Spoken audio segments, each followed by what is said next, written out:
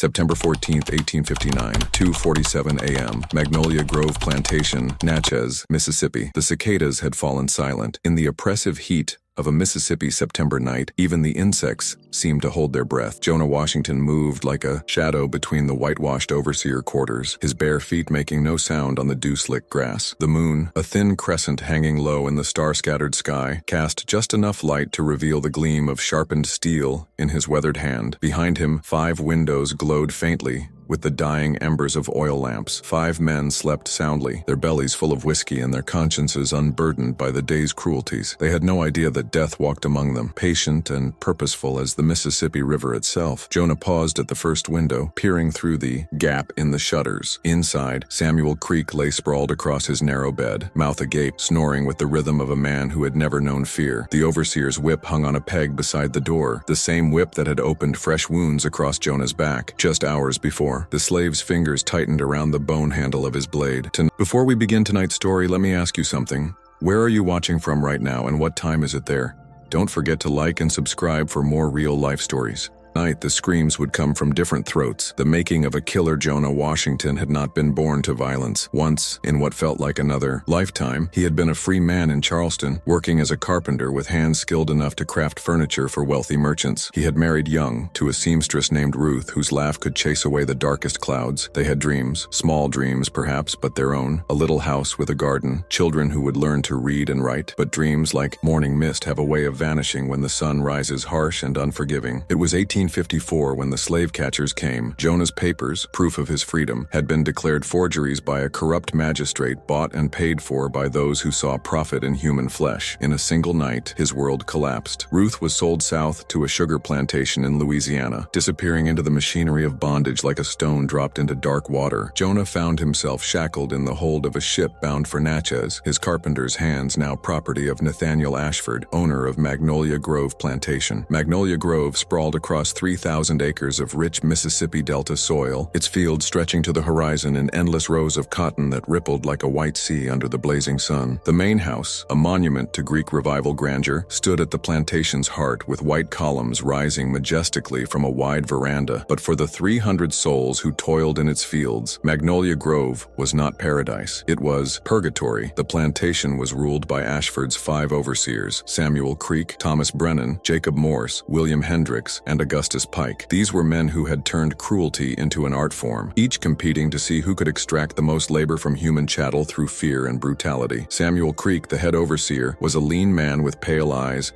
and a perpetual sneer. He had come from Georgia, carrying a reputation for breaking even the strongest spirits. His quarters, nearest to the slave cabins, allowed him to keep constant watch over his human property. Creek took particular pleasure in the lash, counting out each stroke with the precision of a man counting coins. Thomas Brennan was Creek's lieutenant, a thick-set Irish immigrant who had found in slavery a way to elevate himself above the bottom rung of Southern society. His fists were as feared as any whip, and he delighted in forcing slaves to fight each other for his amusement. Jacob Morse, pale and thin as a consumptive, possessed a mind as twisted as his sickly frame. He kept meticulous records of every perceived infraction, every moment of hesitation, every glance that might be construed as defiant. His punishments were calculated to inflict maximum psychological damage. William Hendricks was the youngest at 25, compensating for his youth with excessive zeal. He had grown up poor white in Alabama and saw in his position a chance to prove his worth to the planter class. Augustus Pike, the oldest at 53, had been overseeing slaves for nearly 3 decades. He was methodical in his cruelty, approaching each day's brutalities with the same dispassion he might bring to checking equipment. For Jonah, the transition from free craftsman to plantation slave was a descent into hell. His carpenter's skills made him valuable for repairs but also made him a target. The overseers viewed his obvious intelligence and education as threats to the natural order they were paid to maintain. The days began before dawn with the clanging of the plantation bell. Jonah would rise from his pallet in the cramped slave cabin he shared with 7 other men, his body already aching from the previous day's labors. The work was relentless. Cotton fields under the merciless Mississippi sun, his hands becoming raw and bloody from picking cotton bolls hour after hour. But it was not just the physical suffering that ate away at Jonah's soul. It was the systematic destruction of his humanity. The overseers reminded the slaves daily that they were property, no different from mules. They were forbidden to read, to gather in groups, to look directly at white faces. Every aspect of their existence was controlled, measured, and punished. Yet through it all, Jonah maintained something the overseers could not touch: his memory of freedom and his burning love for Ruth. In the deepest part of his heart, he nurtured these like sacred flames, feeding them with hope and watering them with tears shed in darkness. The breaking point, the transformation from victim to avenger, began in June of 1857, when word reached the plantation that a young woman had died at the sugar mill in Louisiana where Ruth had been sent. The details were sparse, an accident involving machinery, they said. But Jonah knew the truth behind such euphemisms. In his heart, he felt Ruth's spirit slip away like smoke, and with it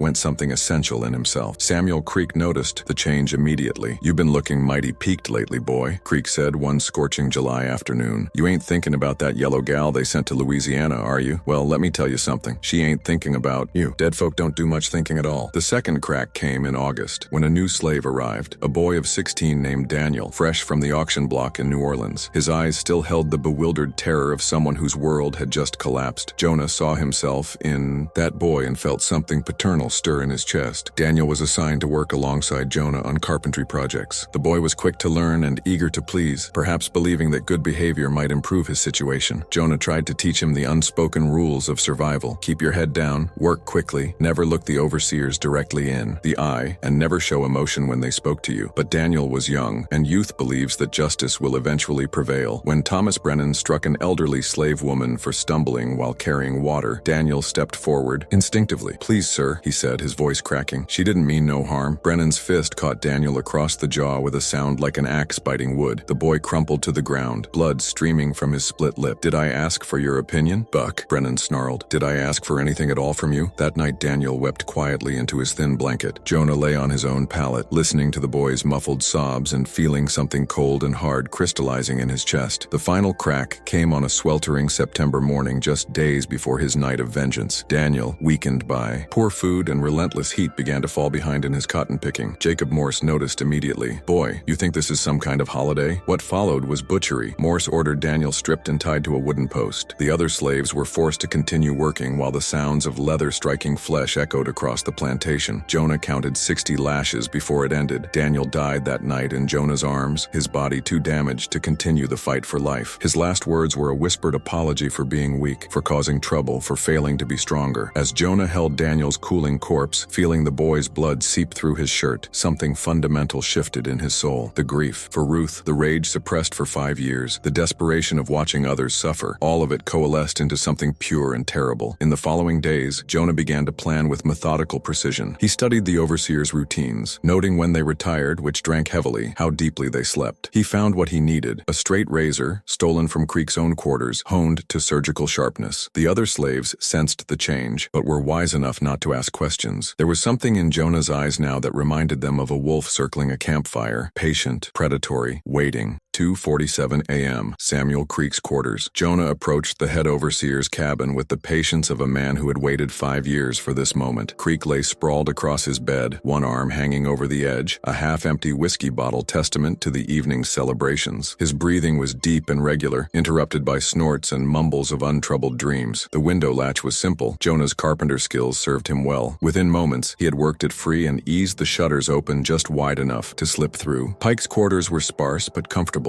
The overseer's whip hung coiled near the door, dark with sweat and blood. Jonah stared at it, remembering every stroke it had delivered, every cry it had wrung from innocent throats. Creek's throat was exposed, his head tilted back against his pillow. Jonah placed his left hand gently over Creek's mouth and nose, applying just enough pressure to ensure silence. The razor moved across Creek's throat in a single practiced motion. There was less blood than expected. The cut was so clean that for a moment nothing seemed to have happened. Then the crimson line began to widen, and Creek's eyes snapped open in his final seconds. The overseer's mouth moved beneath Jonah's palm, perhaps trying to form words or prayers. His hands clutched weakly at the blankets as life slipped away. Samuel Creek died as he had lived, in violence and terror, but this time he was the one who was helpless. 15 a.m., Thomas Brennan's quarters. The Irish overseer's quarters smelled of stale whiskey and unwashed bodies. Brennan lay on his stomach, face buried in a pillow, his thick frame rising and falling with the deep breathing of the thoroughly intoxicated. This one would be different, younger, stronger, safer, more likely to fight. Jonah positioned himself beside the bed, studying Brennan's exposed neck. He grasped a handful of the overseer's hair and jerked his head back with sudden violence. Brennan's eyes flew open, mouth opening to shout, but the razor was already moving. The blade opened Brennan's throat from ear to ear. Blood sprayed across the pillow and mattress, dark as spilled ink. Brennan tried to rise, his powerful frame thrashing, but crashed to the floor with his feet tangled in blankets. He clawed at the floorboards, leaving bloody handprints as his life ebbed away. Thomas Brennan died cursing in Gaelic, words Jonah could not understand, but whose meaning was clear in any language. A.M. Jacob Morse's quarters. The third cabin reflected its occupants' obsession with precision. Morse kept meticulous records and maintained rigid personal discipline. Even in sleep, he lay straight as a board, hands folded across his chest like a corpse prepared for burial. On Morse's desk sat the ledger where he recorded slave behavior. The pages were covered with cramped handwriting documenting every perceived infraction. Daniel's name appeared on recent pages, followed by detailed descriptions of his poor attitude. Morse's eyes opened as Jonah approached, focusing with startling clarity despite the late hour and previous evening's drinking. There was no fear in those pale eyes, only intellectual curiosity. "I wondered when you would come," Morse said quietly. "You've been planning this for weeks. I could see it in your posture, the way you looked at us." "You killed Daniel," Jonah replied. "I killed him because that was my job, just as this is yours. We are both products of the system that created us. The only difference is that I understood my role from the beginning." The razor silenced him mid-sentence, opening his throat with surgical precision. Unlike the others, Morse did not struggle. He lay perfectly still as his life drained away, his eyes fixed on Jonah's face with that same intellectual curiosity. Jacob Morse died as he had lived, analyzing and calculating, trying to understand the world even as it slipped away. 8 a.m. William Hendricks's quarters. The youngest overseer's quarters showed his inexperience. Clothes scattered everywhere,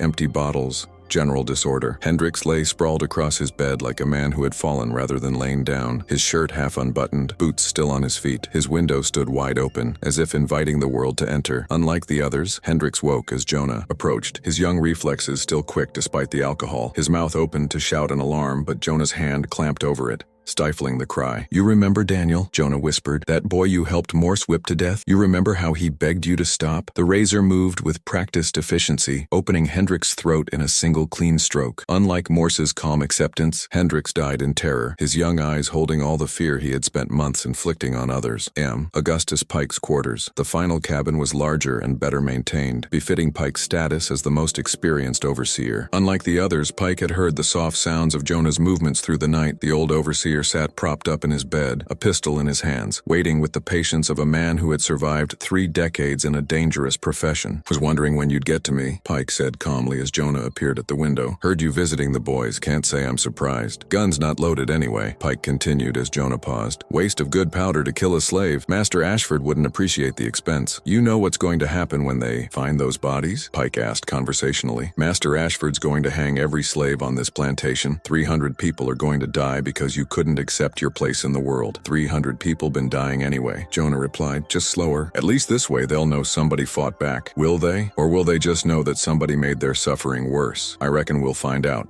Jonah said, and moved. Pike was faster than his age suggested, but not fast enough. His mouth opened to shout a warning, but the razor was already at his throat, silencing him with surgical precision. Unlike his colleagues, Pike did not struggle. He had seen too much death to fear it, and perhaps there was even professional respect in his final moments. Augustus Pike died as he had lived, with cold efficiency and an understanding of the brutal mathematics of power. The dawn reckoning Jonah stood in the growing light of dawn, surrounded by the aftermath of his night's work. 5 men lay dead in their beds, their blood soaking into mattresses that would never again know the weight of living occupants. The plantation was beginning to stir, but the overseer's quarters remained silent as tombs. He walked slowly back toward the slave cabins, the razor still in his hand but no longer needed. The other slaves were awake, preparing for another day of labor, but they moved with unusual quiet. They had sensed the change in the night, the unnatural silence that had settled over the plantation like a shroud. As Jonah approached his cabin, he saw old Martha standing in her doorway. She was the plantation's oldest slave, a woman who had survived 60 years of bondage through wisdom, stubbornness, and an almost supernatural ability to sense danger. Her eyes met his across the dusty yard, and she nodded once, a gesture that held no judgment, only understanding. "It is finished?" she asked quietly. "It is finished." Jonah confirmed. Other slaves began to emerge, drawn by instinct that told them the world had changed. They gathered in small groups, speaking in whispers, their eyes turning repeatedly toward the silent overseer quarters. The plantation bell began to ring, not the usual measured tolling that called slaves to labor, but a frantic, urgent clanging that spoke of emergency and discovery. Someone had found the bodies. Jonah made no attempt to hide the razor or wash the blood from his hands. He stood in the growing dawn light, surrounded by his fellow slaves, and waited for whatever consequences his night of vengeance would bring. The terrible discovery master Nathaniel Ashford was awakened by the frantic pounding of his house servant's fists against his bedroom door. Ezra, a middle-aged man who had served the Ashford family for 20 years, was waiting in the hallway with tears streaming down his cheeks. "Master, sir, they's all dead, all of them, cut to pieces in their beds." "What do you mean, all of them?" "The overseers, sir, all 5. Throats cut clean through, blood everywhere. 300 slaves and not a single white overseer to control them." The implications crashed over Ashford like a wave of cold panic. The carnage was methodical, planned, executed with careful precision. This had not been a crime of passion, but calculated vengeance. Creek lay in congealed blood, his throat opened from ear to ear. Brennan was crumpled on his floor, his powerful frame reduced to lifeless meat. Morse rested peacefully despite the crimson ruin of his throat. Hendricks was tangled in blood-soaked blankets, his young face frozen in terror, and Pike's unloaded pistol told a story of preparation defeated by superior determination. Sheriff William Mosby arrived from Natchez with 20 armed men. "Round them all up," he ordered. "Every slave on this plantation. We'll sort out who did this if we have to question them one by one." But as the possemen herded terrified families toward the main yard, they encountered complete silence. No one had seen anything. No one had heard anything. 300 souls united in silence, more powerful than any scream. "Someone in this crowd is a murderer," Sheriff Mosby announced. 5 good men are dead and someone is going to pay. You can tell me who did it now, or you can watch me hang every 10th man until someone talks.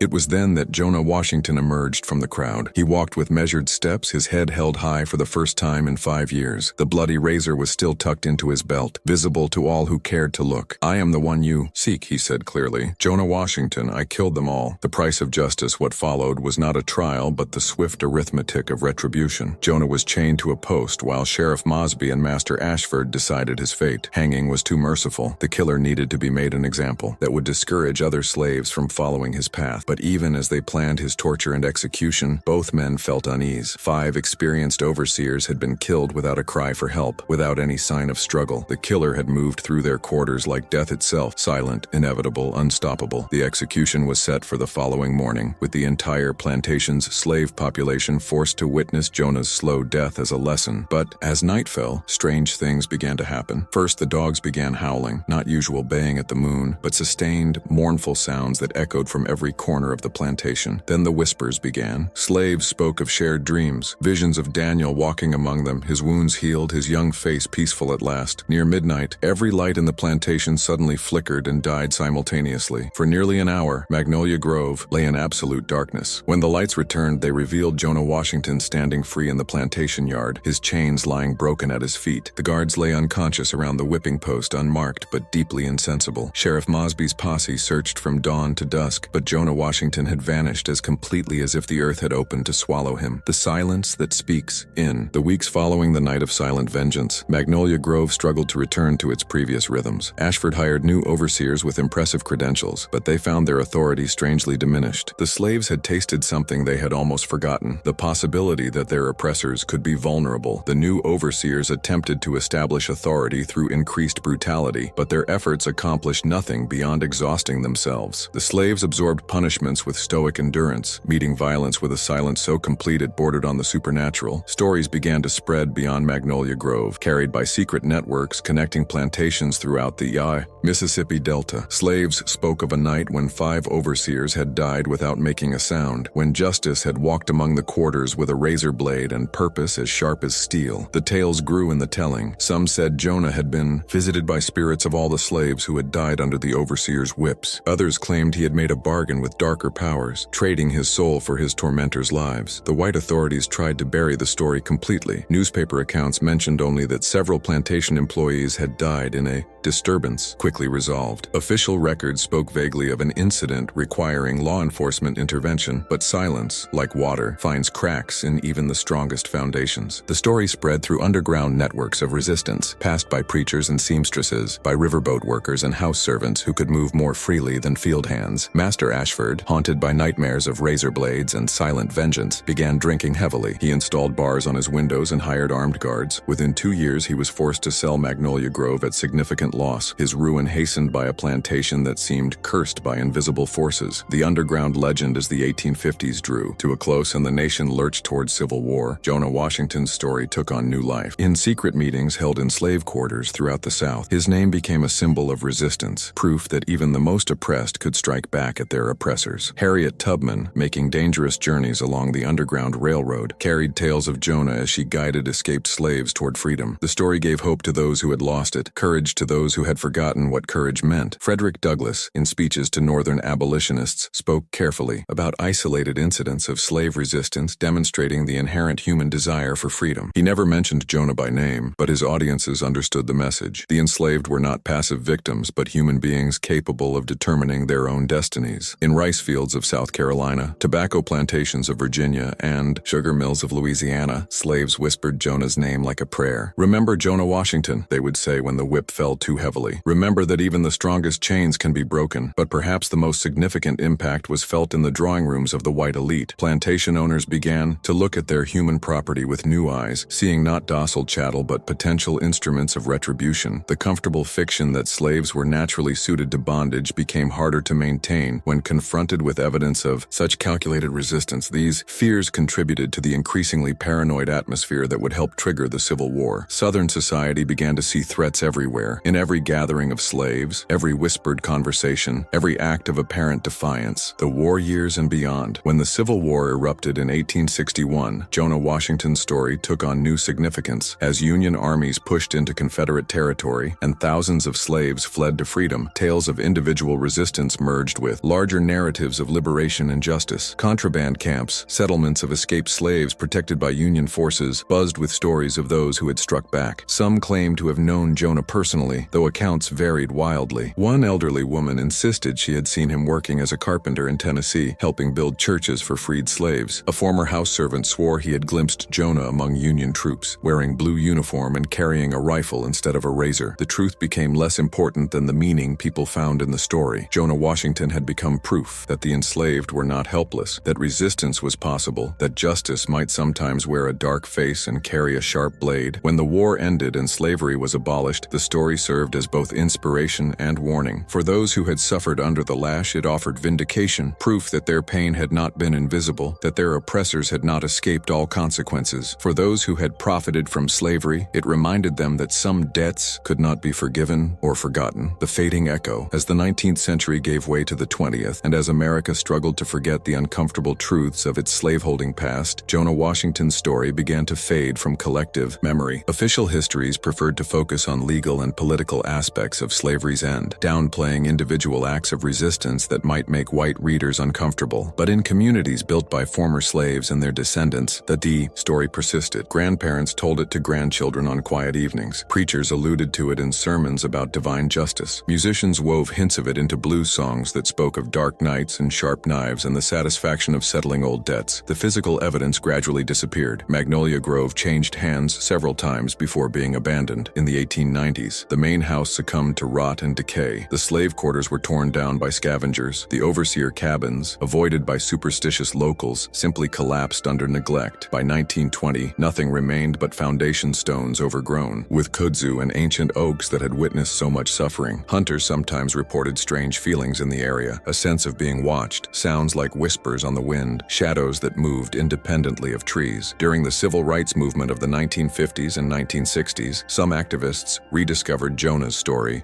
and found different inspiration. Here was proof that resistance to oppression was not a modern invention, that the struggle for justice had deep roots in American soil watered by blood and tears. But movement leaders, committed to nonviolent resistance, were careful not to celebrate Jonah's methods too openly. His story remained in the shadows, acknowledged by those who understood that freedom sometimes required terrible choices. The eternal question. Today, more than a century and a half after that September night in 1859, Jonah Washington's story continues to raise uncomfortable questions about justice, violence, and the price of resistance. Was he a hero who struck a blow for justice against an evil system? Or was he a murderer who chose violence when other forms of resistance might have been possible? What cannot be disputed is the courage required for his actions, to stand alone against 5 armed men, to accept the certainty of his own death, in exchange for the possibility of justice, to walk calmly from the crowd and confess his crimes rather than allow others to suffer. These actions speak to moral strength that transcends easy categorization. Perhaps that is Jonah Washington's truest legacy, the reminder that human beings, no matter how thoroughly oppressed, retain the capacity to choose their own responses to injustice. The system that held him in bondage could control his body, his labor, even his daily movements, but it could not control the decisions he made in the darkness of his own heart.